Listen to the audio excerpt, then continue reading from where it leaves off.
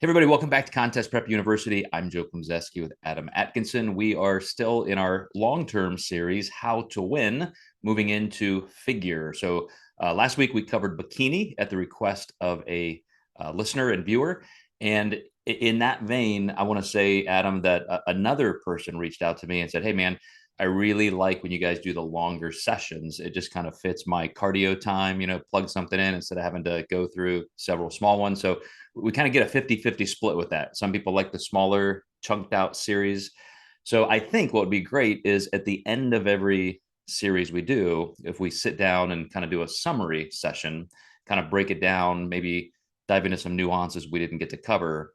But today, moving from from women's bodybuilding to figure, it reminds me of how every time a new division is proposed or integrated into an organization or the sport at large, there's just kind of a reshifting. Usually it means that things have gotten skewed.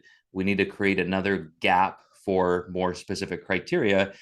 Figure used to look a lot, was even more subtle than bikini. And now figure, of course, you can have virtually all the muscle you want as long as you have that aesthetic appeal. But that's my kind of observation from a long-term perspective. What would you say are the current division criteria changes or updates for figure? Yeah, it's definitely harder than it used to be in terms of conditioning. So a little bit more conditioning, definitely a lot more size. When you look at Aaron Stern, who was an Olympian in the figure division, well, now she's back and she's back in bikini. So there's definitely been a big shift. And I think that it's like anything. When you see fast cars, you want to see a faster car. And no one likes this, but it has to kind of be this way as we evolve. And maybe we add more divisions down the road that are maybe more attainable, but eventually those will get out of hand too. So, do you want your shows longer and longer and longer is the question. I know you get this. I know you get this question as much as I do when a client comes to you and says, "Hey, Adam, here's my history. Here's what I like. Here's what I want to do. But what division do you think I should go for? Where do I fit?" And when you're looking at that from something like a shoulder to hip ratio or the size of your glutes, hams, and quads, as we now have wellness, like how do you differentiate and say, man, you really have what it takes to do figure? What do you think are the main criteria points for that person who really nails it? I would say like balanced size is kind of what I'm looking for there. If they're lower body dominant, we're obviously going to shoot for wellness. But sometimes I tend to get a lot of ex CrossFitters who fall into this figure category very well. I don't know if it's the kettlebell on my logo or what it is, but it really seems to come from that dynamic of a lot of strength training, and when you think of the thruster, it's a whole body movement. So these athletes are training all muscle groups all the time. So they tend to not be super dominant in super areas. But yeah, having kind of wide lats, big legs.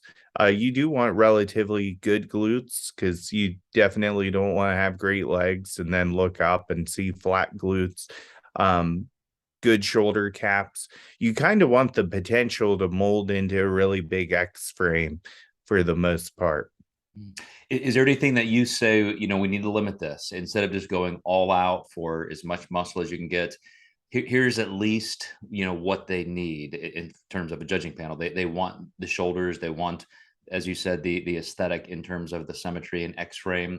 But from a body shape and size position, and then also kind of the stage appeal, like what would you say makes somebody really stand out in figure?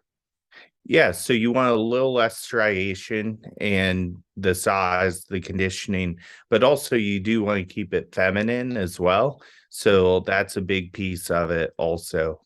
And that's what I would say was a little bit of the point I was driving at is I have often said some of these divisions end up being just bodybuilders with heels on. You end up starting with this as the criteria. Then, as you said, the fast cars get faster and faster and faster, more muscular, bigger, and so you end up seeing that just kind of take over.